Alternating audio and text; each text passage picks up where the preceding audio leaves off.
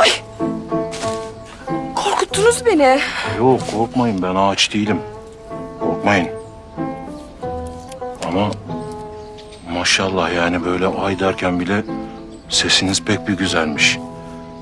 Yani sık sık der misiniz yoksa tek repertuar kestane mi? Şimdi neden böyle söylüyorsunuz ki? Hem ben odun topluyordum. Siz niye oduna çıktınız? Vallahi yani her yol size çıkıyor Nuray Hanım. Bunları daha münasip bir zamanda başka yerde konuşuruz.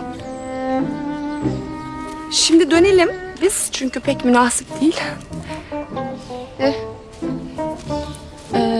Nereden dönelim? Vallahi bak ben yön bulmada pek iyi değilim. Zaten dön dolaş hep sizi buluyorum Nuray Hanım. Terse dönelim o zaman.